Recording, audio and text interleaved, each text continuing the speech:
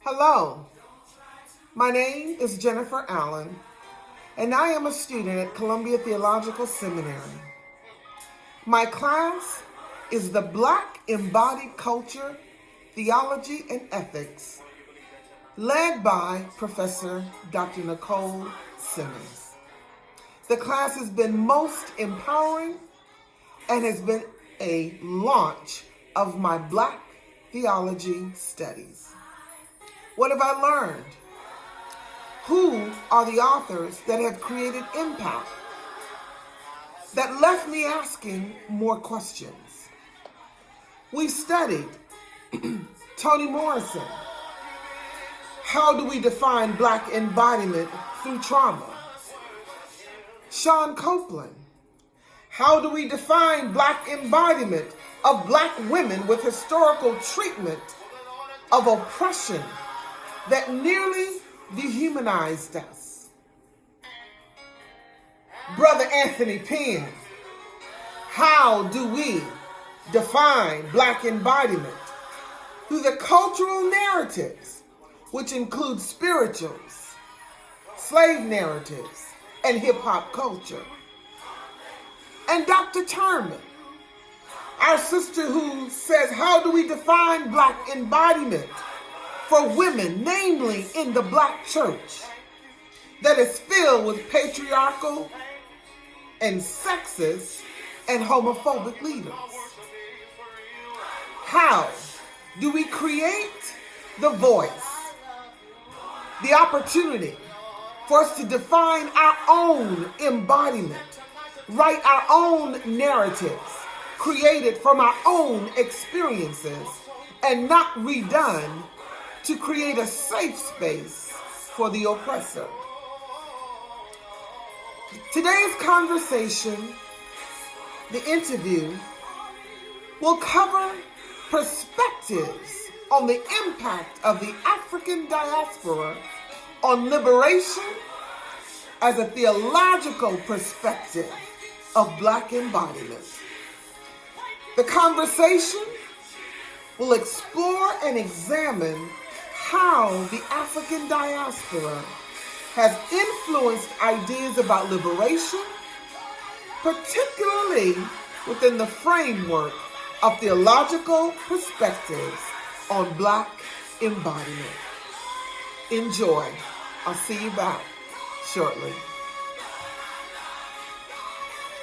We'll explore the profound impact of the African diaspora on liberation as a theological perspective of Black embodiment.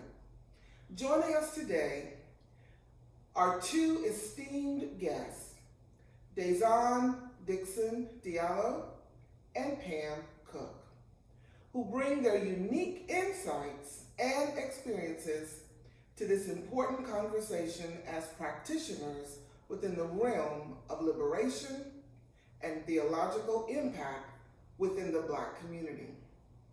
So let me give you a little perspective.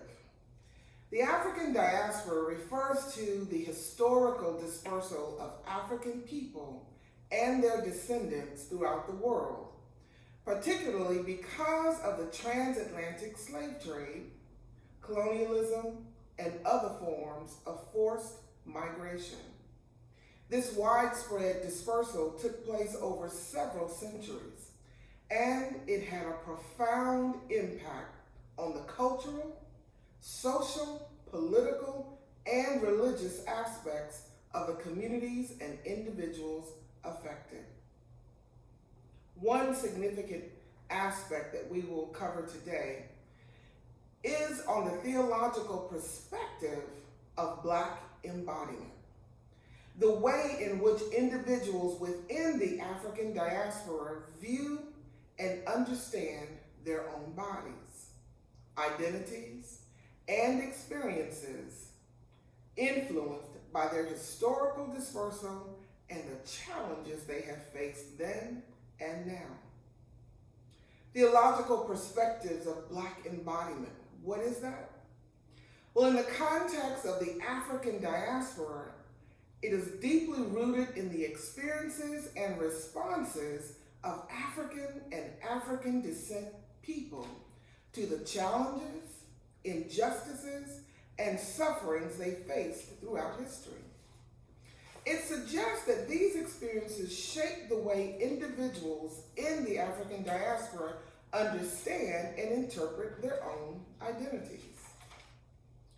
So, our focus today will be the liberation of African and African descent people, emphasizing the importance of embracing a clear identity of their Black embodiment. This is presented as a form of resistance against stereotypes and assigned descriptors suggesting a desire of a more authentic and self-defined narrative. Pam was born in Washington, D.C., and grew up the eldest of 3 daughters in Milledgeville, Georgia. Her parents, Mary Murray Cook, a registered nurse and college professor, and Peyton B. Cook, a clinical chaplain and Baptist pastor, nurtured Pamela in the deep soil of spirituality, education, and activism. After graduating from Spelman College and Emory University School of Law in Atlanta, Pamela returned to Milledgeville to serve as the Director of Minority Affairs at Georgia College, where her mother had been the first African American professor. While working on her PhD in political science at the University of Chicago, Pamela joined Trinity United Church of Christ, where Christ, Black culture, and community were the hallmarks. After accepting her call to ministry at Trinity, she was licensed to preach by her church, Home Flag Chapel Baptist. Flag Chapel Baptist Church in Milledgeville, Georgia. Subsequently, Pamela received her first formal theological education as a member of the Ministers in Training class led by the Reverend Dr. Jeremiah Wright Jr. This was followed by her graduation with an MDiv from United Theological Seminary of the Twin Cities, with a concentration in intersectional justice studies in 2016, a certificate in congregation-based spiritual direction in May 2017, and a certificate in spirituality and the arts in 2018. After completing 2 years as the youth minister at Springhouse Ministry Center, Pamela accepted a position as corporate chaplain, project manager, and senior writer for Veritas Management Group in Alpharetta, Georgia. Pamela currently is a member of the First Congregational United Church of Christ of Atlanta and serves on the Social Action Ministry and Ministries Council. A Womanist Scholar, Pamela enjoys teaching theology and leading retreats, deepening her practice as a writer and visual artist, and working out at Orange Theory. I need to join her. In the near future, Pamela plans to launch Sojourner Truth Community, a spiritual collective that will welcome all. Dazon Dixon Diallo. Dazon is a recognized visionary and advocate in the struggle for human rights through sexual and reproductive health, rights and justice, and the fight against HIV, STIs, and gender-based violence. Dazon is founder and president of SisterLove, established in 1989, the first woman's HIV, sexual and reproductive justice organization in the southeastern United States. In 1999, Diallo opened SisterLove International South Africa in Johannesburg, where they currently implement national capacity building and promote community engagement for human rights and reproductive justice advocacy, and provides high-impact combination prevention of HIV and gender-based violence in adolescent girls and young women. Amazing. She is a proud member of In Our Voice, National Black Women's Reproductive Justice Agenda Partnership, where she advocates for sexual and reproductive health, rights and justice in public health, and prevention policies and programs. Dr. Diallo is a co-chair for the Act Now End AIDS National Coalition. She's a member of several bodies of influence, including the Women at Risk Subcommittee and the Scientific Advisory Group of the HIV Prevention Trials Network, the UNFPA Global Advisory Council, the Women's Research Initiative, WRI, and a founding member of SisterSong Reproductive Justice Collective. In 2020, Dazon was appointed to the IAPAC Lancet HIV Commission on the future of urban HIV response. She is the creator and convener of the Prevention Options for Women Advocacy and Research Partnership and Women Now Institute for HRH-RJ, Girls and Women of African Descent worldwide. She has achieved a deep reach with a diverse community of listeners for 28 years as producer and host of a weekly radio program focused on Black women called Sisters, Time Women Speak, on WRFG 89.3 FM in Atlanta and www.wrfg.org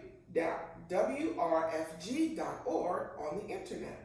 And we'll make sure to share those at the end of the broadcast. Dazon holds a master's degree in public health from the University of Alabama at Birmingham, a bachelor's degree from our beloved Spelman College in Atlanta, and in 2012, Dr. Diallo had the distinct honor to receive an honorary doctorate of humane letters from our alma mater, Spelman College. She has been recognized and honored and has received numerous awards over the 37 years she has been working in health justice, women's liberation, and human rights. Dazon is originally from Fort Valley, Peach County, Georgia. She loves traveling, music, and storytelling. She lives in love, grace, gratitude, forgiveness, truth, alignment, and the future. Because what you all, to my audience, will receive today will be over 40 years of life, experience, knowledge, commitment, and hope. About liberation. Liberation theology has been a significant theme in the African diaspora context. How has this theological perspective evolved and contributed to discussions about Black embodiment? And either one of you can kick off. Well, I'm going to take the definition that you used in your introduction, that embodiment is about our bodies and our identities. Yes. Okay. Yes. In terms of how it has evolved, I dare say that Black women have certainly pushed the evolution of the theorizing about Yes. embodiment and liberation theology. You know, if you think about how Black women's bodies have been contested, exploited, used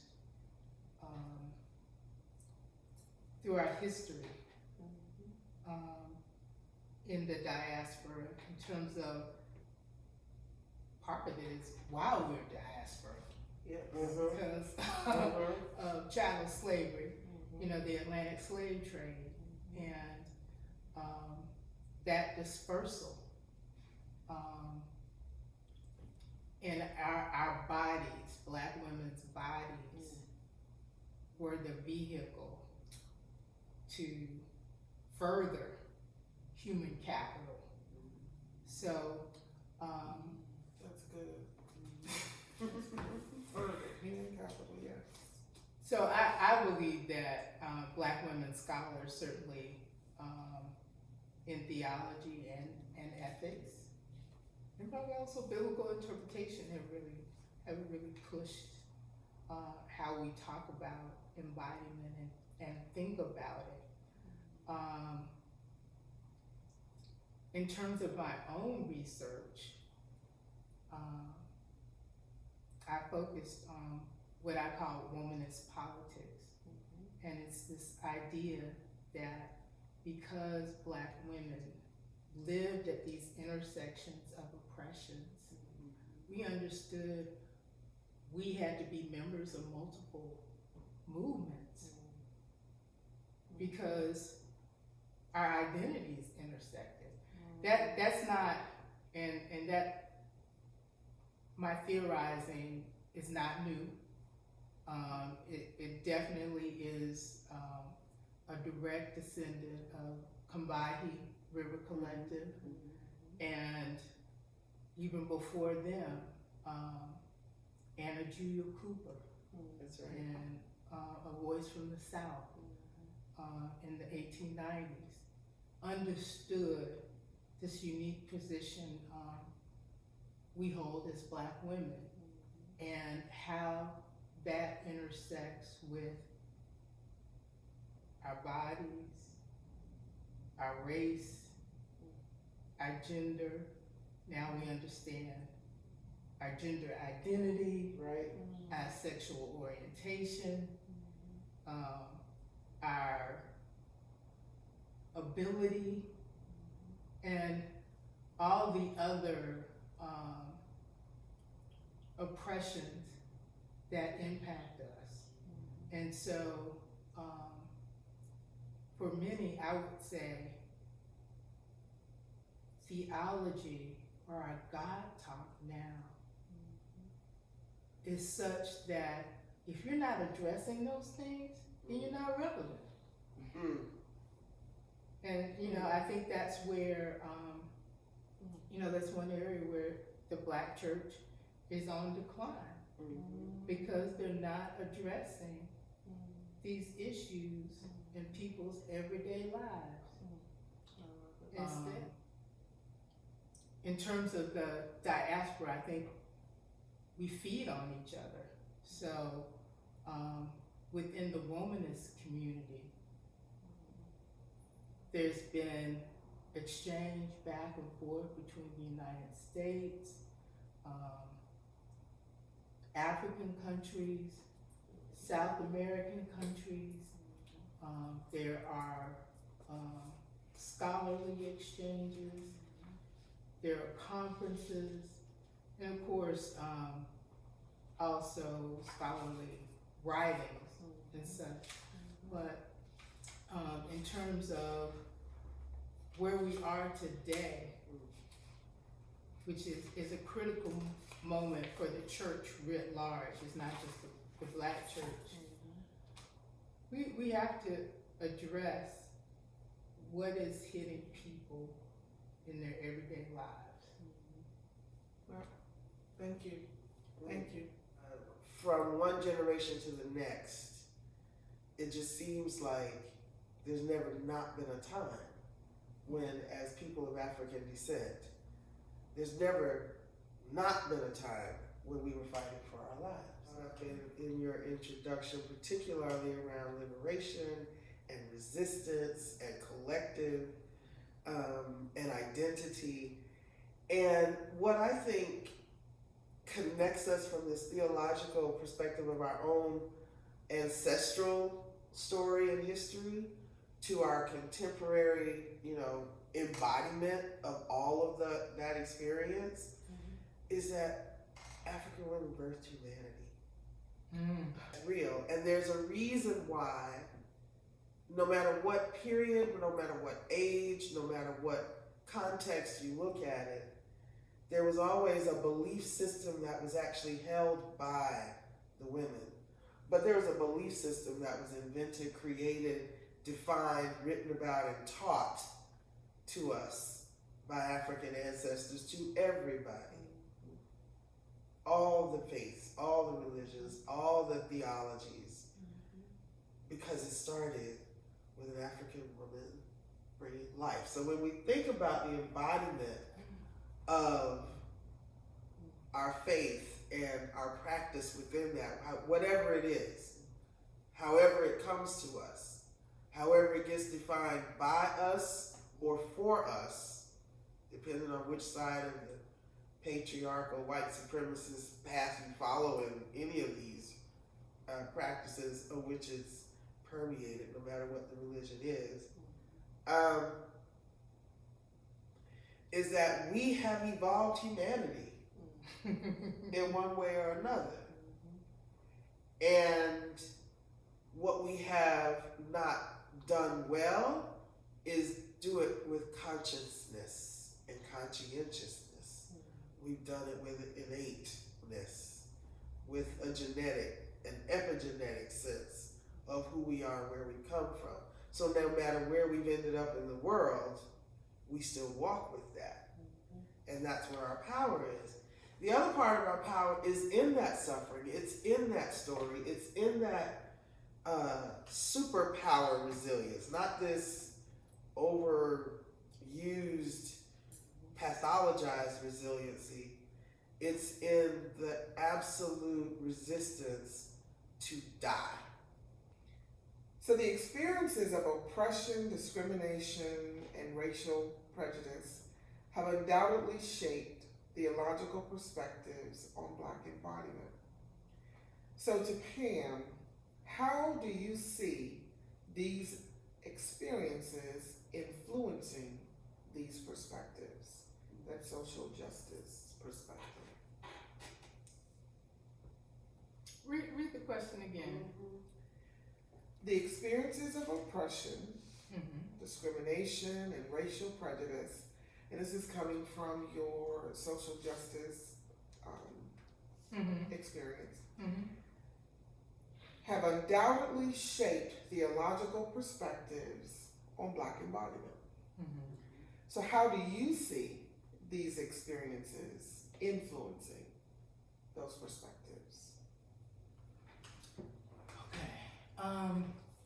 And hopefully I don't get off track, but I want to go back to something that Dazon brought up, because I talked the last time about the church, and in that I was centering Christianity, but and I am a follower of Jesus, so that is my tradition, but I am a universalist. I don't think Jesus is the only path. And so I want to lift up that these practices of liberation may not all be theological, because the belief system of some women, and again, from Black women's perspective, may not include God.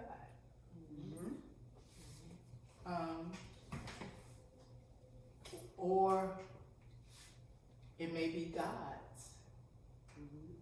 And the names may not seem familiar.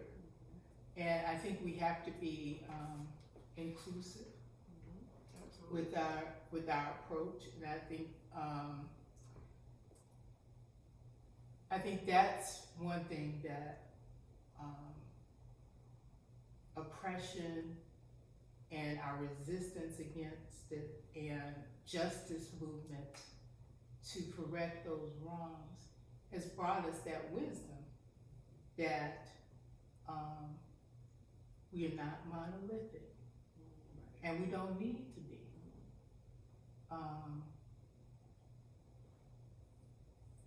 Now, as a political scientist, I should know who said this, but it's not coming to me right. We don't have permanent enemies or permanent friends, just permanent interests. So, whoever is willing to work for my survival and my thriving, then I'm willing to work with them. And if yesterday you were and today you're not, then we're parting ways. Relationships change. Yeah. Things change. Comments, because when you spoke about how we're thinking in these generational terms, and that there's on the one end of it there was this individualism around faith and faith practice, and by the same token there was also this seeding of knowledge to someone else in the faith practice, and that's predominantly been a patriarchal construct, right? There's a shared knowledge when you're talking about it from a black feminist theory that's connected to theology in different ways, speaking very specifically about the Combahee River Collective and their theorizing and theology as well. And that is, we have a different construct in the African context, which is more of an Ubuntu, right? Meaning, I am because we are. That we are, as beings, no matter where we are on this planet, inextricably linked because we exist.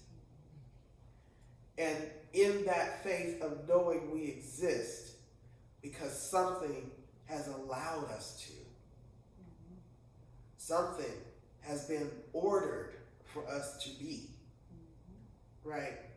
It is in our consciousness, in our lived experiences of how we perceive that being to how we deal with our challenges. And to nature, and to earth, and to water, and to everything that's living around us as a part of us. That's very much clear, present, and unnecessarily unspoken. It doesn't, you don't even have to think of it. It just is what it is in an African context versus in the diaspora. And I think the reason I don't know where it's coming from is that when we are talking about surviving gender-based violence, when we're talking about what state our mental well-being is, and how whether it's in a lived experience in this current pathway, or whether it's from generational trauma that we may or may not recognize, right? That's a trauma that the diaspora African experience is very different from what not necessarily has been the same kind of trauma, unless we begin to think about the role that colonialism has played as well. Colonialism is also about using theology to oppress. Just as slavery used theology to oppress. Just as white supremacy uses theology to oppress. just as extreme conservatism, extreme nationalism, and extreme patriarchy use theology to oppress. And so if we know that, then hands off my body. When we know that, we will fight to never be enslaved. We will fight to never be put in jail unjustly. We will fight to never be told what to do with our reproductive organs. We will fight to never be told that who we are in our own identities is ours to determine, to decide, and to live with. Still very long-standing and very active members in this church. So, but this church I grew up in, my godmother was wearing pants in the early 70s, and I was like, I want to wear pants like Miss Hill.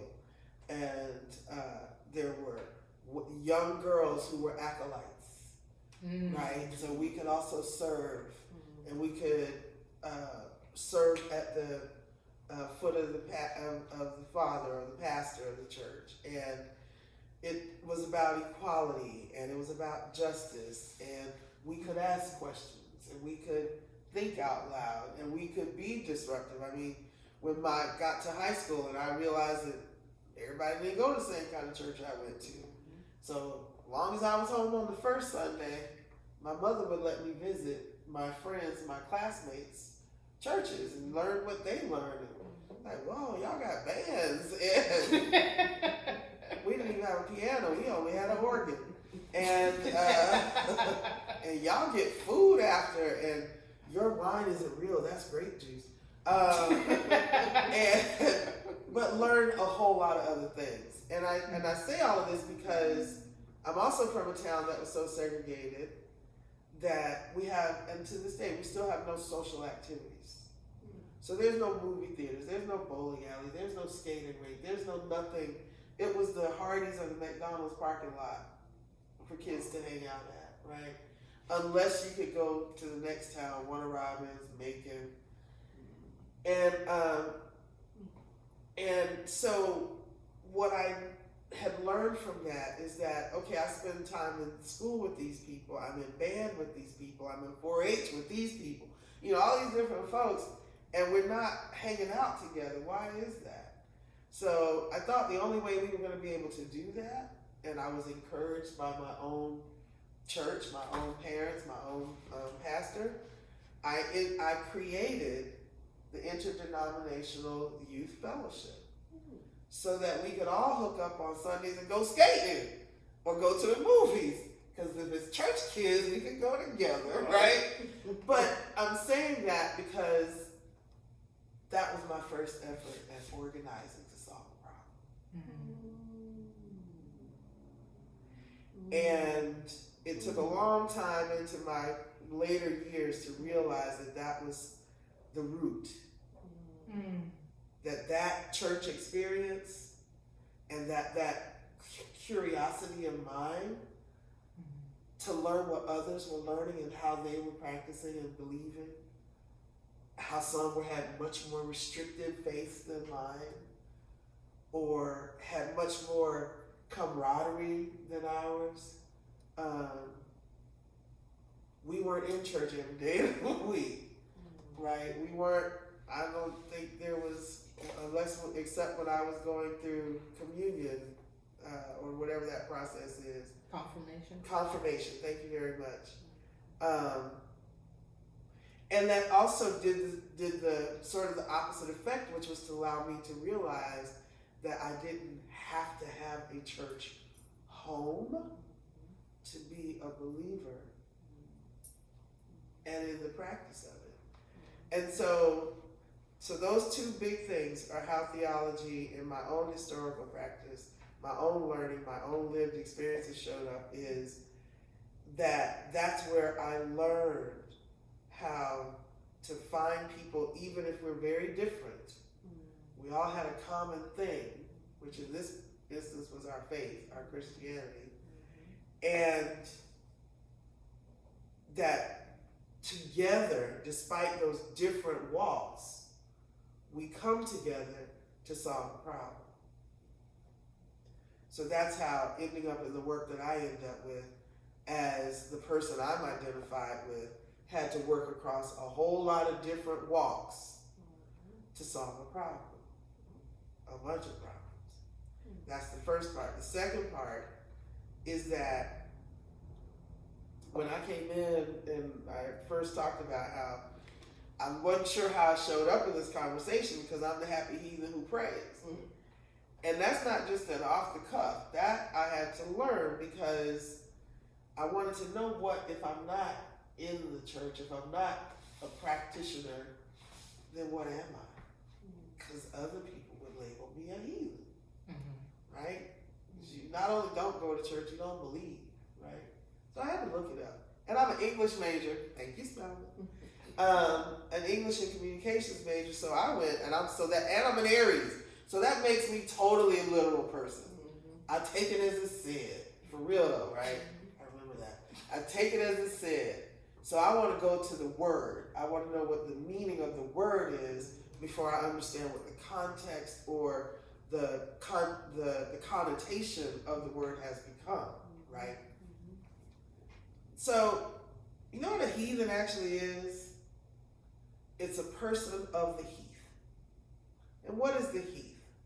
The heath is that flat grassland, wide open space when you have a big wide open space of a flat land that's surrounded by forests.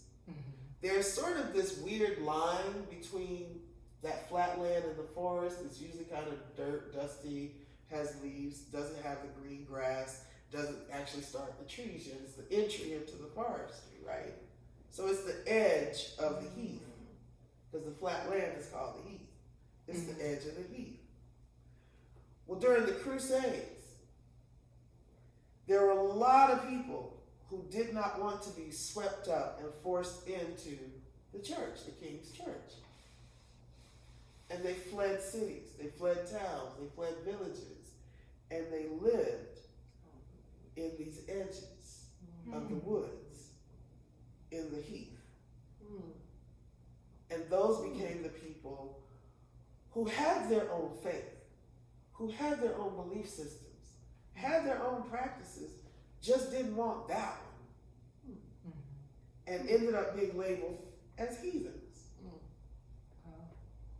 So I'm the happy heathen who prays. Call me what you want. I know who and how I show up, who I am and how I show up.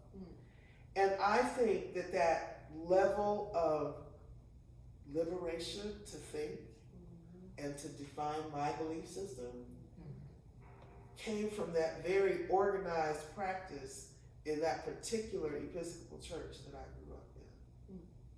Because of the people that were there, as much as because of the practice in that particular church.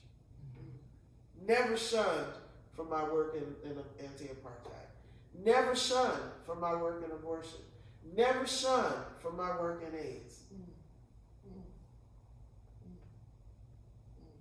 The question is, how has the spiritual or faith-based context of Black life affected or shown up in your own journeys, in the work that you do and the work that you have done? How has it shown up for you?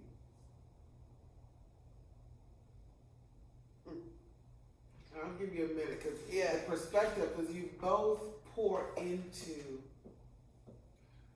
people.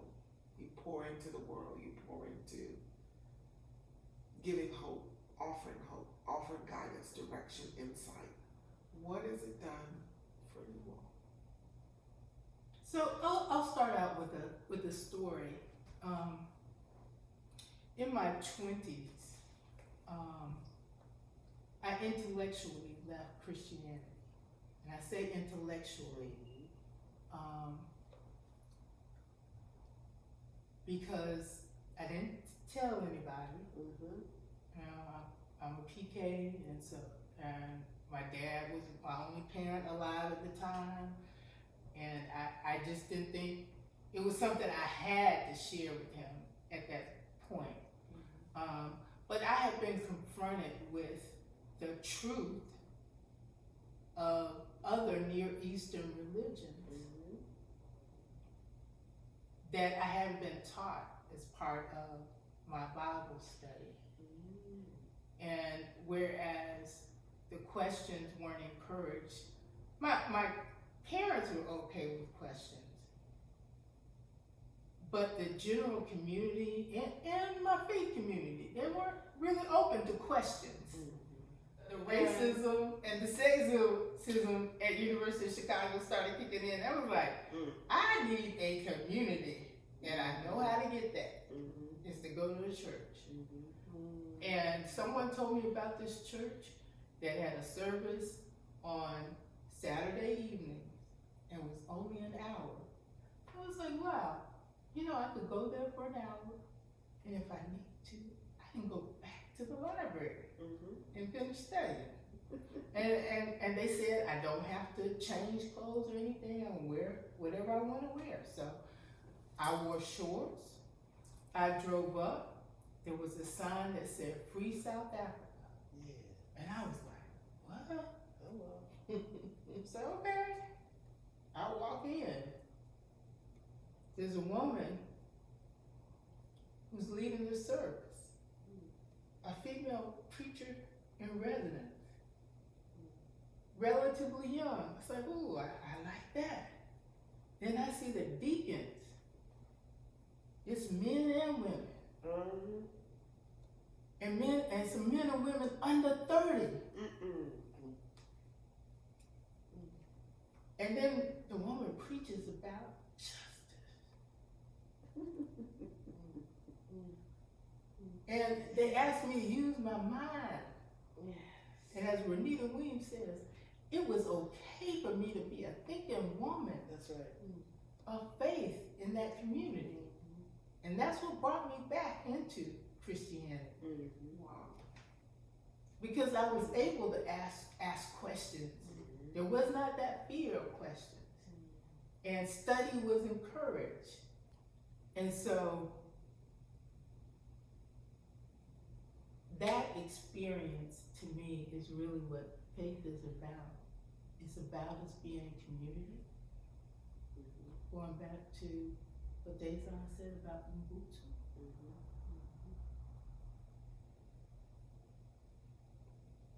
We really tried to live that at Trinity, and it's something I try to live in my life.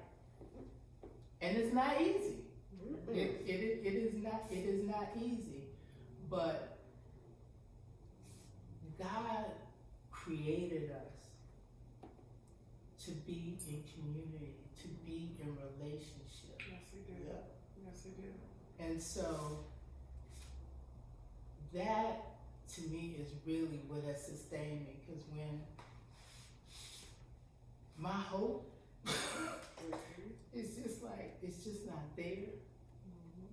Here's Dazon, here's Jennifer, to build me up, to remind me, God is here with you. And what God has done for us in the past. 25, 30 members are all way over 70, right?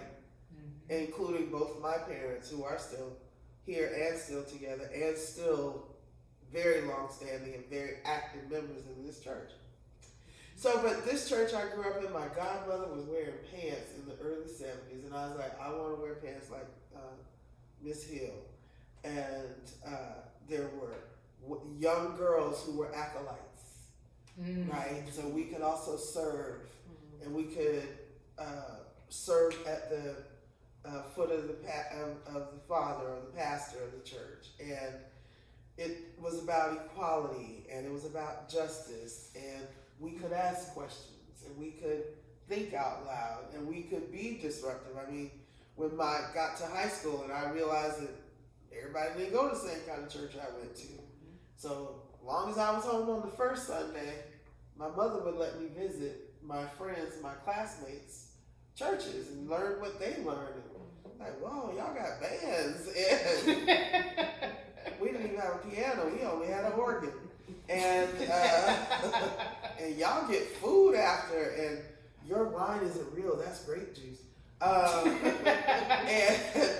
but learn a whole lot of other things. And I say all of this because I'm also from a town that was so segregated that we have, and to this day, we still have no social activities. So there's no movie theaters, there's no bowling alley, there's no skating rink, there's no nothing. It was the Hardee's or the McDonald's parking lot for kids to hang out at, right? Unless you could go to the next town, Warner Robins, Macon. And so what I had learned from that is that, okay, I spend time in school with these people, I'm in band with these people, I'm in 4-H with these people, you know, all these different folks, and we're not hanging out together. Why is that? So I thought the only way we were going to be able to do that, and I was encouraged by my own church, my own parents, my own pastor, I created the Interdenominational Youth Fellowship so that we could all hook up on Sundays and go skating or go to the movies. Because if it's church kids, we can go together, right? But I'm saying that because that was my first effort at organizing to solve a problem. And it took a long. Considering, my sisters, your extensive experience, if you had to select, who does the traditional practice of Black faith or spirituality leave out or leave in the margins of power and privilege? And how does that affect your life and perspective? There's still stories of Black women who can't get ordained, or they get ordained and they get these struggling, dying churches because they don't want them to progress. When a lot of times they are the best and the brightest, and they should be going to a healthy congregation. That's right. Yeah, that's right. And then of course, the LGBTQIA community. I think it's still left out. There's still too few churches that truly embrace or truly inclusive.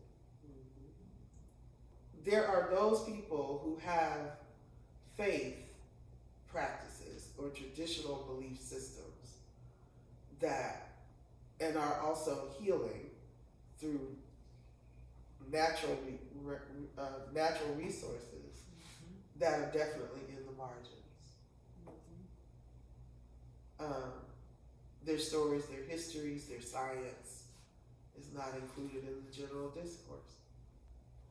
Through social engineering, are determined to be less than because we all are complicit in some way or shape, as Pam was talking about, in a very white supremacist, colonial-centric, patriarchal, structured institutions that anybody who is not male, cisgender male, or white, or both, and visibly heterosexual, and abled, and educated, and housed, and of means, and of movement, of healthy size.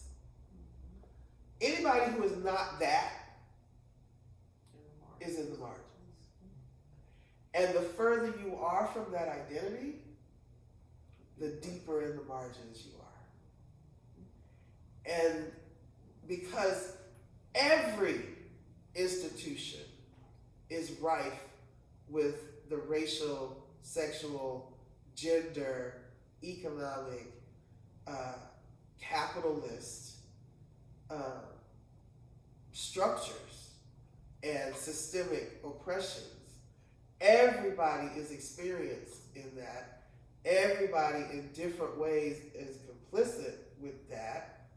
that does not exempt us from examining the role that theology plays in that othering and in that marginalizing, and that because it is so central to so many people's own sense of wholeness, it can be the most dangerous for those who are in the margins without their most necessary connection to that belief and to the community that shares that belief.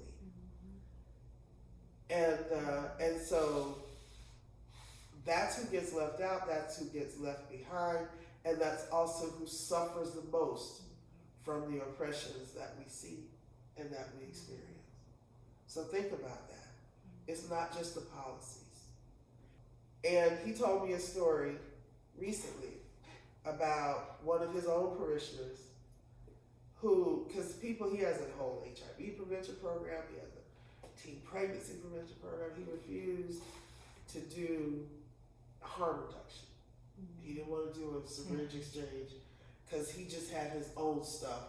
Maybe because of his own family, maybe because there was a lot of substance use and damage done, trauma in his own family. He just didn't want to touch it. He didn't want to give anything to that thought. Now you can hand out condoms because condoms are not a gateway to making people want to practice, have much more sex with lots of more risks. So you don't subscribe to that. But somehow providing clean needles is exacerbating the drug epidemic. Until one of his parishioners, in just counseling, said to him, "Elder, what you have to understand is that having access to clean needles saved my life." Had we all day, we could continue in this dialogue, and it does. Has spoken hope, has spoken life, has opened up more dialogue for conversations and understanding. And I thank both of you. Where am I going from here? First, let me offer some recommendations. Let us remember to educate ourselves. Stay in the deep spaces and trenches of Black liberation theology, our history, the history of liberation and injustice faced by Black communities, integrating theology with the struggle for social and political freedom, not just here, but everywhere. Listen and amplify your voice. Whenever you're in the dialogue, whenever you're in the conversation, never step back. Step forward and allow your voice to be heard. Engage and challenge the systemic injustices. Actively work against this system of injustice and structural inequalities, those that contribute to the oppression of Black communities, of oppressed groups, of oppressed genders. Last, focus on a theological reflection. Engage in a reflection that incorporates the principles